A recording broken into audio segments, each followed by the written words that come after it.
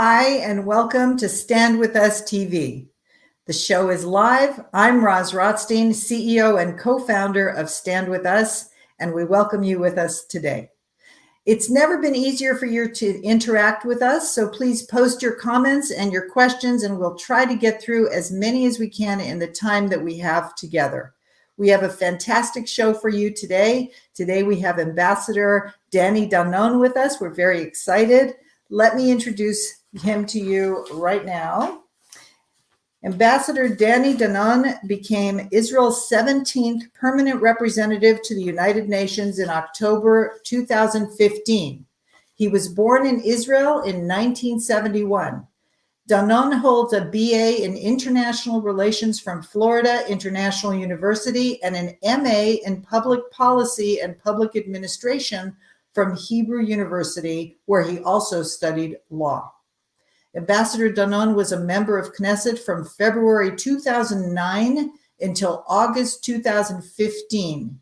He served as Deputy Speaker of the 18th Knesset, as Chair of the Committee of the Rights of the Child, as a member of Labor, Welfare, and Health Committee, the House, Constitution, Law and Justice, Foreign Affairs and Defense, Education, and so much more. Danon served as Deputy Minister of Defense from March 2013 until July 2014.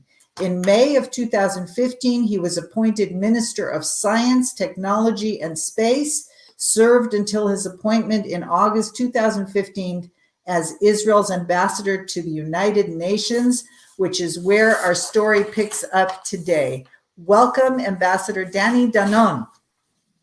Shalom, Roz. I'm very happy to be with you today with Stand With Us TV, and I want to thank you for hosting me today. Thank you so much for taking the time to be with us. We have a great bunch of questions, including from college students, so we're very excited to have you with us today. Before we begin, however, two things I'd like to do. First, I want to encourage everybody to register for Stand With Us TV. It is so easy. It only is one time. You just register, and then you can enjoy all of the different shows that we have right there for you.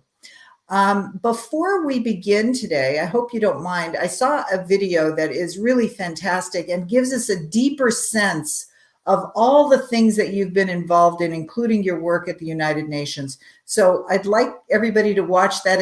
It's a 3-minute video, and I think it's fantastic. So let's watch that now. No UNESCO declaration, no empty speeches, no General Assembly resolution will ever drive us from Jerusalem.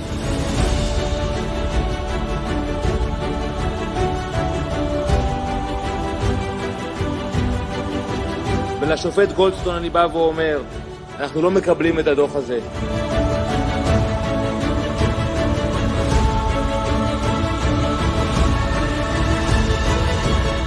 Why should Americans be concerned that Iran will take this to the next level? Look what Iran did in the past. They sponsored terrorism all over the world. למלא באמונה את תפקידי כחבר הממשלה ולקיים את החלטות הכנסת.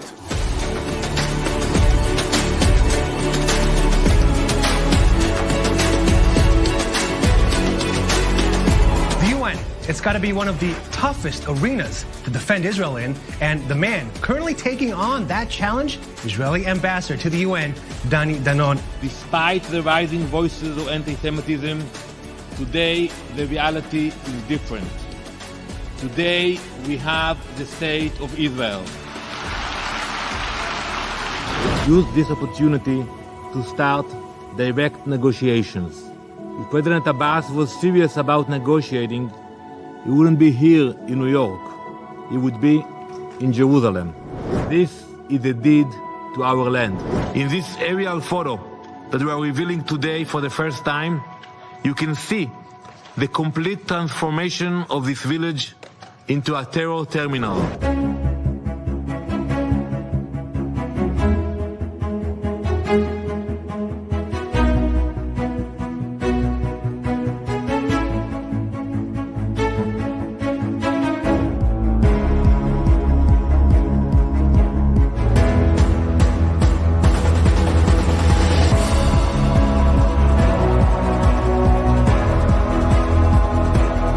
Jerusalem is our capital for 3,000 years, and no UN resolution can deny our connection to our eternal capital.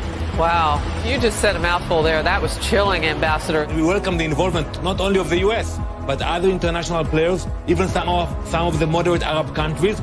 But you need the Palestinians to be on board.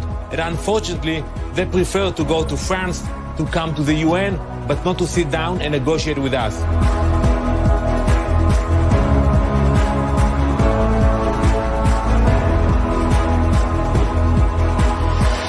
תהילים.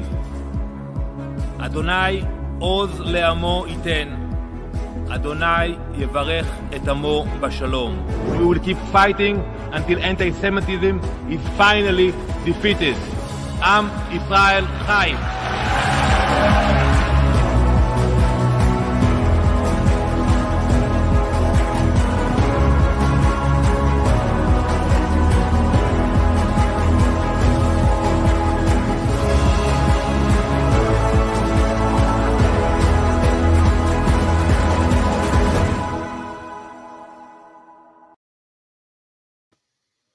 Wow.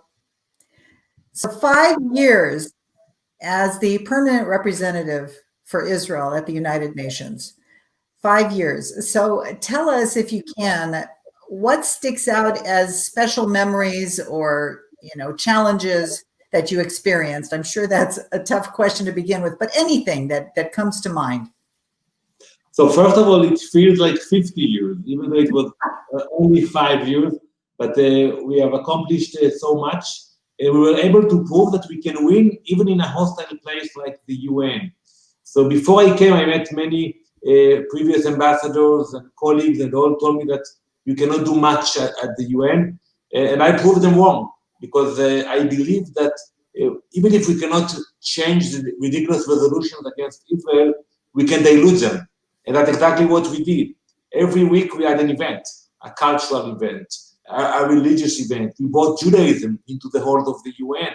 We got Yom Kippur to be a recognized holiday of the UN.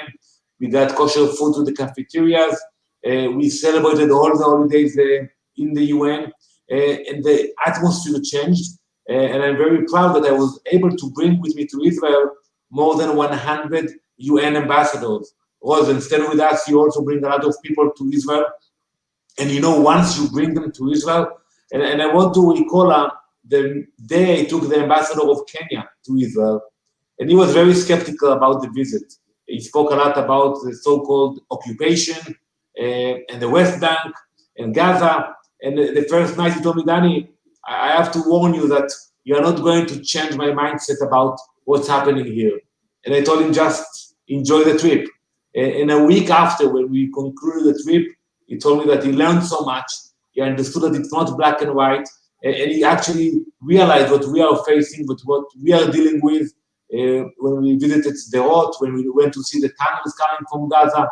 So I think that the fact that we actually brought Israel to the UN and we brought the UN to Israel was the greatest accomplishment. Amazing, amazing. I want to just say we have viewers tuning in right now from Azerbaijan, the United States, of course, Sweden, Brazil, Iceland, and the UK. More viewers coming in right now from Scotland, South Africa, and France. Everybody says hello, sends their love to you and their gratitude. We saw in the video, I hope everybody saw this, that you were in a tunnel with Nikki Haley. Can you tell us what that day was like and how she responded? Ambassador Haley was and still is a great friend of the state of Israel, and I had the honor to take her for her first visit to Israel. And she was a governor, but she never got a chance to actually come to Israel, and that was amazing to see the amount of love she received from the Israelis, and she learned a lot in that visit. And I recall when we took a helicopter with the General Kochavi, who is today the Chief of Staff of the military, and we traveled from south to north. And every time I was telling her, Ambassador Haley, look over there, you can see the border with Egypt, with Jordan, with Syria. And she told me, Danny, enough. You don't have to show me the borders. I can see. Wherever it's green, it's Israel. And it's so true, and we don't realize it. And if you don't believe me, you can actually do it in Google Map after we finish the conversation, and you can see the map by yourself. So I think she saw so much, and she met the people of Israel. And by the way, she came back already twice after that with her family. She traveled the country, and we are grateful for all the work she did with us. We are also very grateful at Stand With Us, and she told me once, if you guys from Stand With Us need anything, just call me. So she's a very good friend too. Let's talk about the obsession that the United Nations has about Israel. All of those resolutions that come up on college campuses, there are more resolutions against Israel than other countries combined, or nearly as many, to be accurate. What would you say to students who have this concern that other students quote the United Nations as a source against Israel? So it is an obsession. When you look at the amount of resolutions that they pass every year against Israel, it's ridiculous. When you look at the atrocities in Iran, in Yemen, in Libya, they ignore everything that's happening over there, and they blame us for everything. So I think what we need to do is first to expose the facts. So many times when I spoke with my colleagues at the UN, I told them, I know that every year you vote against us. I have a request. Can you please just read the resolution before you vote on the resolution, so you will know what you are voting about? And it was very successful. Many of them, when they actually read the resolution, they told me, Danon, it's ridiculous. We are not going to vote about it this year. We're going to abstain, or we are, maybe some of them actually change their votes to vote against the resolution. So I'm optimistic. Things are changing, even at the UN. But we have to realize that the structure of the UN, that every year they vote on the same resolution. By the way, it's a waste of time, waste of money. I was in the Knesset for many years. Once you pass a legislation, you move on. You don't vote every year on the same legislation. At the UN, every year in the General Assembly, they will vote on the same exact resolution. It's absurd, and most of those resolutions are against Israel. So me and Ambassador Haley, we put forward a resolution condemning Hamas. And that was very successful, because from now on, they will have to discuss also this resolution against Hamas. We have lots of questions coming in from students, which I'm very excited about. Today, big shout out to our Stand With Us Emerson Fellows around the world, in the United States, in Canada, in the UK, and in Brazil. Our Emersons are sending in questions, so we'll take those in a minute. But first, can we talk about what just happened in Lebanon to the people of Beirut? Oh my God. What are your feelings and your comments about that, and Hezbollah and Nasrallah and all of that? So I always stressed when I spoke in the Security Council that we have nothing against the Lebanese. We have a lot of criticism about the Lebanese government, but the people in Lebanon are suffering. They are under occupation of Hezbollah. And I warned them, I told them, look what Hezbollah is doing. In the port of Beirut, they are allowing weapons to come from boats. In the airport of Beirut, they are using civilian flights, flying from Tehran to Beirut with explosive materials. It is ridiculous. And unfortunately, we saw the accident. I will not go into details about what exactly happened there, but I will tell you that you have so many locations in Beirut that Hezbollah delivered and brought to those places explosive materials. It's only a matter of time until we will see another accident, another devastation. So I think this is the time for the Lebanese people to take action. We saw the demonstrations. I hope they will have the courage and the strength to face Hezbollah, and hopefully Lebanon will become the country that we used to know, a hub for terrorism, a hub for tourism, and not for terrorism. Yes, from your mouth to God's ears, we can see they're demonstrating in the streets. So you don't know what's going to happen. Who knows if they can stand up to Hezbollah? Can we talk a little bit about the blacklist of Jewish businesses in the in West Bank that was released by the United Nations High Commissioner for Human Rights on February 12th, 2020, a very disturbing list of businesses.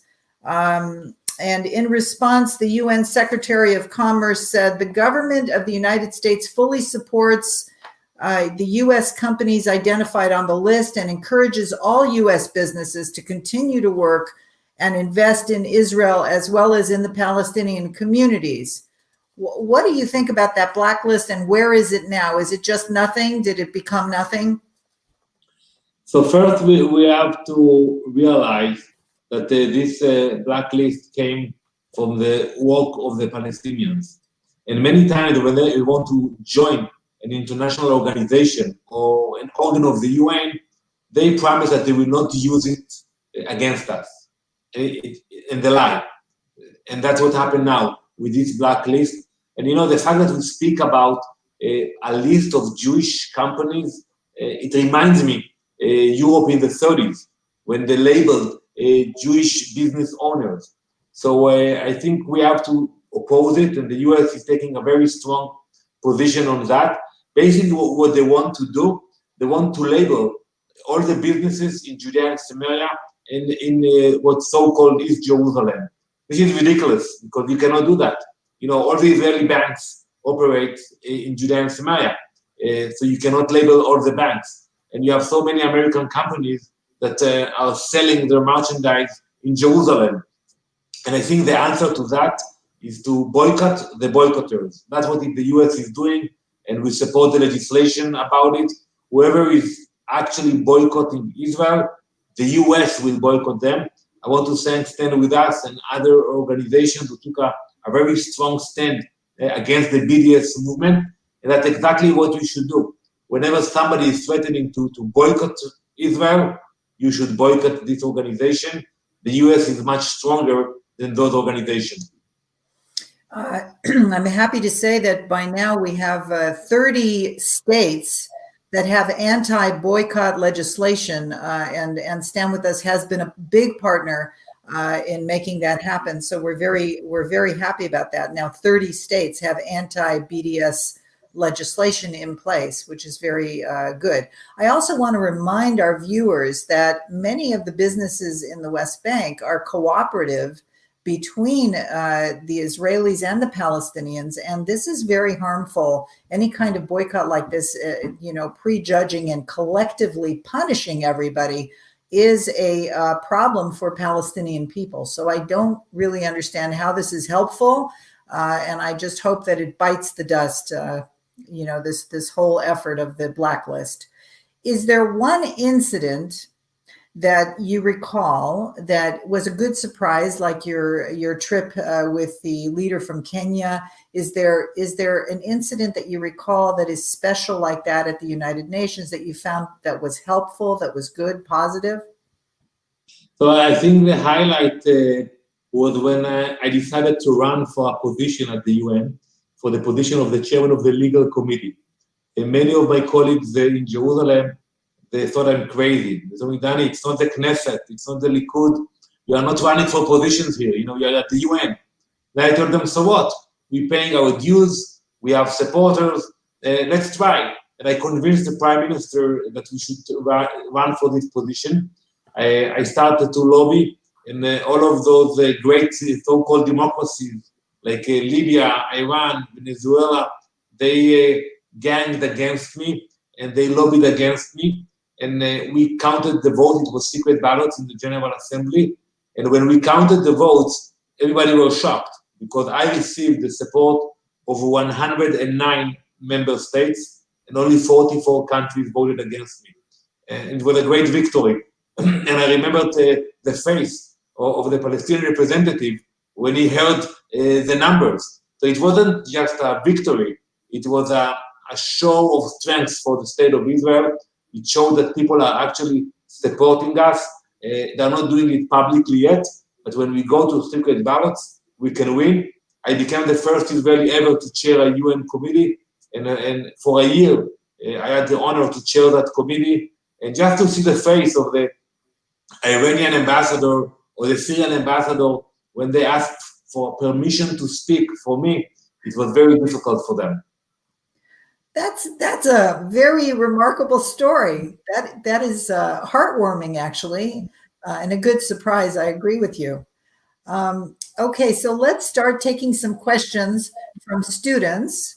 I have a question from Tom at the University of Michigan.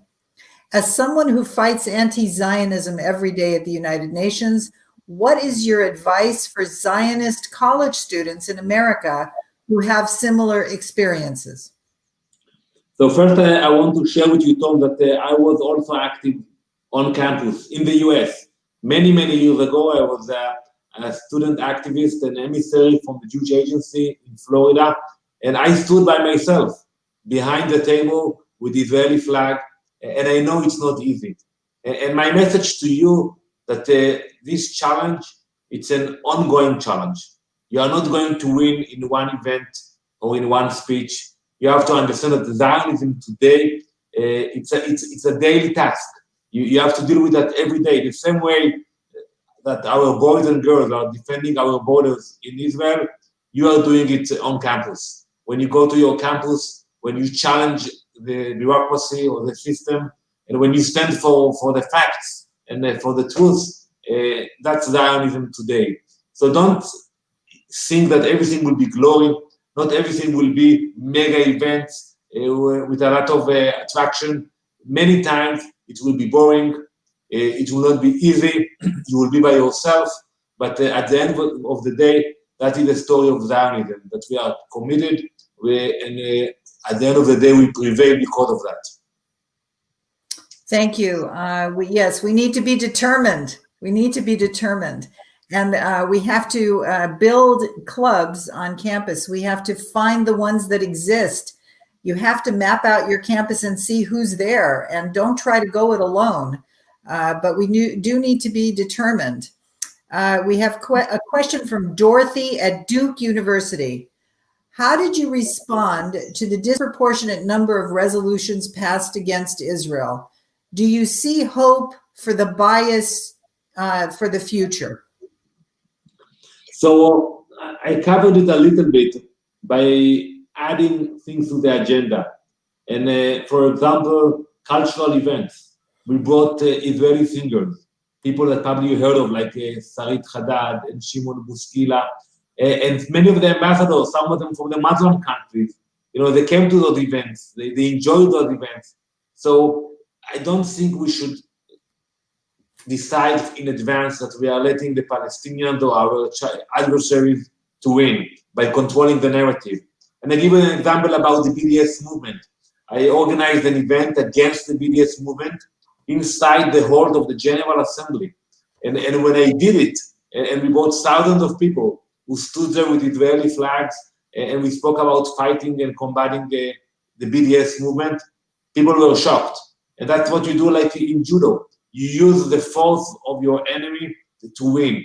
So we used the anti-Israel propaganda to attract people into the UN and to send a strong message to the entire world that we are not afraid and we are committed and we are standing together. Thank you. I agree with you, and we feel the same way at Stand With Us, and determination and passion and creativity, how we bring Israel to people, how we introduce them, what kind of programs we bring that are inspiring, because we have to inspire people, and it's easy. It's easy to inspire people about Israel and the things that we think are important too. And it's important right now. This is a time for bridge building. So everything you're saying leads me to believe that we're very much on the same page. To build bridges, to inspire people about the state of Israel, and to be determined is really super important. A question that somebody asked us, from your interactions with the media and at the UN, what was the biggest misconception that people have about the state of Israel? So I think because there is an obsession with Israel, and people are talking about Israel all the time, and by the way, not only negative, if you will run a poll in the UN among the ambassadors, about the most important countries around the world, we will be in the top 10, maybe not the top 5, but we will be in the list of the top 10. So when people actually understand the size of Israel, the fact that it's a small nation, 9 million people, they don't believe me. They tell me it's impossible. They think that we are in the side of India and China. But 9 million people compared to the huge nations that I mentioned. So I think this is something people do not understand, do not believe. And it was very important for me when I brought them to Israel to see the innovation, the technology, the culture, the democracy, because usually, but sometimes they think it's like Israel is the side of the US, and we have the strength and the power of the US. And they tell me, why you don't do that? You are so strong, you are so big. But when they actually come and see that we are a strong nation, but we have a very small country, and we have only 9 million citizens in Israel. You know what I find, Danny? I find the map to be the biggest surprise for people, that simple geography, just taking a look at the map is mind-boggling for people. That they never saw. They can't believe how small Israel is on the map. I don't know what happened with geography, but I guess it's gone out the window in school. But it is one of the things that we find to be a big surprise. A question from Karen at the University of Maryland. Do you think that reform, based on all the politics that you've experienced, do you think that reform is possible to make the UN less of an anti-Israel enigma, or should the organization be abolished altogether? So many Israelis will tell you, we don't need the UN. It's a waste of time, waste of money. I beg to disagree. I think we should reform the UN. The fact that you have a building where leaders from all over the world will be there and talk, I think it's meaningful. We should take advantage of that. But at the same time, when you look at the bureaucracy, when you see the spending, where the money goes, you understand that it's not effective. And let me give you an example, Ross. I don't know if you heard about the UNIFIL force. For the students, UNIFIL is the peacekeeping troops that the UN sends to protect the border between Lebanon and Israel. It's a major organization, 10,000 soldiers. They have a huge budget, but at the end of the day, they don't fulfill the mission. They allowed Hezbollah to come to the fence, to dig tunnels, to bring the rockets. So some people ask why to spend hundreds of millions of dollars every year if they don't fulfill their mission. So my message to people who are asking those questions, we want them to stay on the border, but we want them to be more effective. We want them to fulfill their mandate. So this is also true about the UN. We want the UN to be there, but we must make them more effective. So I think countries like the US and the countries that actually support the budget of the UN, they should demand more from the UN, more transparency, to be more effective, and mainly to fulfill their mission. We feel it in the border with Lebanon, but you can look at it all around the world. Speaking of fulfilling the mission and ignoring all of the human rights abuses from other countries, can we talk a little bit about Iran and the threat to Israel, human rights abuses there, and how all of that is ignored in favor of this obsession constantly with Israel? So first, when we speak about Iran, it's not important only for us Israelis. I visited the UAE, Morocco, and other countries, and for them it's a crucial issue. It's a major threat because the Iranians, they want to export the revolution, and they don't only speak about it. And what I know, most of us are not happy when we hear the leader of Turkey, Erdogan, speaking about Israel. But unlike Erdogan, who speaks against us, the Iranians, they don't only speak, they promote hatred. They spend money. Every year they spend $7 billion on their proxies. And we feel it. We feel it in Hezbollah, in Lebanon. We feel it with the proxies in Syria, in Gaza, in Yemen, you name it. wherever you will see instability, you will find the fingerprints of the Iranian regime. That's why it's so dangerous, and we cannot forget the nuclear ambitions. That's why I think it's very important to support the US position regarding the nuclear deal, and I think we should get more European countries to follow the US. We have seen some change. I was very involved with that. For example, Germany, a few months ago, decided to outlaw Hezbollah completely in Germany, and not because what they are doing in Lebanon, not because what they are doing against Israel, because they were starting to build cells in Germany. So I think it's important that we will tell our colleagues in Europe, you are not doing us a favor by fighting Hezbollah. You are actually protecting your own civilians. Well, they just have to take a look at this activity around the world, not just what's being shouted, even on Twitter, by Khomeini against Israel. I mean, these expressions of annihilation and the annihilation of the Jewish state, that's a call for murder. And it is amazing that we even see this on Twitter still.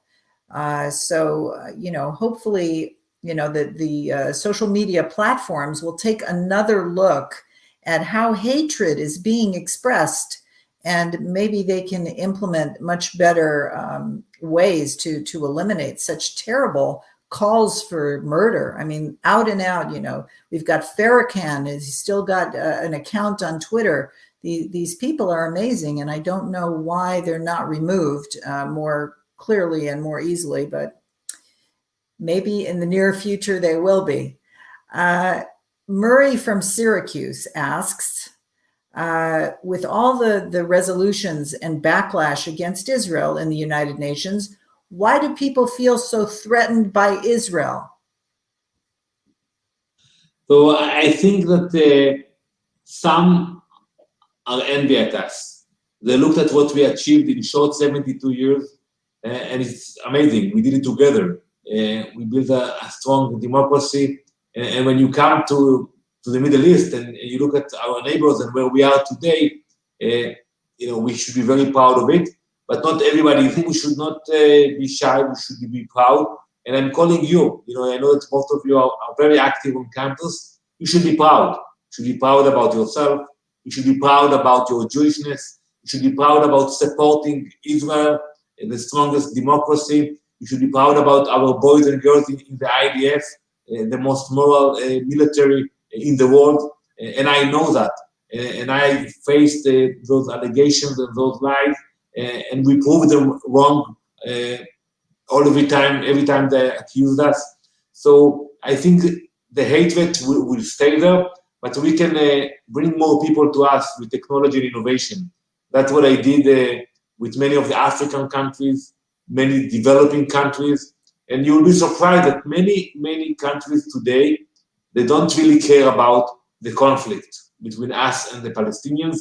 They care about technology, innovation, to see what they can actually take from Israel to help their people. And the field of health, for sure today, agriculture, water, those issues are the main concerns of most countries in the developing world.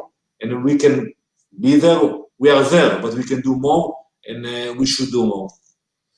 It is such a pleasure to speak with you because, we have this dance between two things. We have to really make sure people learn about Israel, and we have to stand up to anti-Semitism.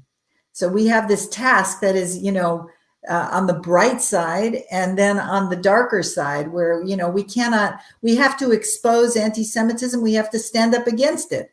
And on the other side, we have to really share everything wonderful about Israel. So we have these two tasks simultaneously, and those are the missions of Stand With Us. Was there any surprise or any new relationship that you developed with another country that is new for you, that is new for Israel over the last 5 years? Sure. I was very involved in forging relations. Take, for example, Bolivia. By the way, after I finished my military service, I traveled in Bolivia. It's a beautiful country. But unfortunately, the previous regime in Bolivia, they followed Maduro in Venezuela, and they were very hostile to Israel. The previous ambassador was hostile, and I had a lot of conflicts with him in the General Assembly, in the Security Council. And look what happened. They had the elections, new regime, and the new regime is more supportive of Israel. And the first thing I did was to meet the ambassador, to speak with him about cooperation. I intend to go and visit La Paz when we can fly out and to see what we can do to help them. And I'm very happy about it, because you see that our enemies are isolated today. And when you look at the 193 countries that the UN rose, we have diplomatic relations with 160 countries. And we have relationships with many more that are not open yet, but they will become public in the near future. So I'm very optimistic about our position. We are not isolated. We do have a lot of friends. Thank you. We have a brand new project at Stand With Us. I want to give a shout out to Connect for Progress, where we are going to work to connect struggling communities with Israeli technology. So we'll help build some of those bridges as well. Before I ask my last question, Danny, I want to give you a shout out here from India, El Salvador, Indonesia, Australia, Hawaii, Finland, Nepal, Norway, Canada, and Northern Ireland. My goodness, we have a very eclectic audience today, and I know there are thousands of you watching, so I'm really grateful that you've joined us today. My last question for you is, as you leave, what are your words of wisdom to the incoming ambassador? So first of all, with so many people from all around the world, I feel like I stayed at the UN. And I want to thank all of you for joining us today and standing with Israel. My message to my friend, Ambassador Danon, who replaced me, was to engage, not to be afraid to speak with people that we don't have diplomatic relations. And I proved that many times those people actually helped Israel. Sometimes they could not vote with us publicly, but they will actually call me and they gave me information that helped Israel. So we shouldn't look at it as black and white. We should speak with everybody, build bridges with many, many countries and many colleagues, and you never know when they will be there for you. So overall, I come back to Israel after 5 years, and despite the anti-Semitism, despite the resolutions, I'm very optimistic about the standing of Israel at the UN, in the international arena. And I think if we will use more of our innovation and technology, we will be able to make more friends and to put Israel in even a higher position. Wow, thank you for that optimism. It really, I'm sure, is a surprise for a lot of people, and it'll make them feel good and optimistic like you feel. We are very grateful to you for joining us today and spending the time. We know you're very busy, but thank you so much, sincerely, from the bottom of my heart, for taking the time to be with us today and giving us this sense of optimism. Thank you. Thank you, Roz. And I want to remind you all that we are waiting for you here in Israel. It might take a few more weeks or a few more months, but we are waiting for you, and we are grateful for everything that you do for Israel. Thank you very much. Thank you. Thank you, Danny. Thank you all for joining us today. I want to remind you again, go to Stand With Us TV, register one time at no cost, and then you'll be able to scroll through and enjoy all of our programs just like this today, which was wonderful with Ambassador Danny Danon. Thank you so much for joining us, and we'll see you next time on Stand With Us TV. If you can't come to Israel, we'll bring Israel to you. Welcome to Stand With Us TV.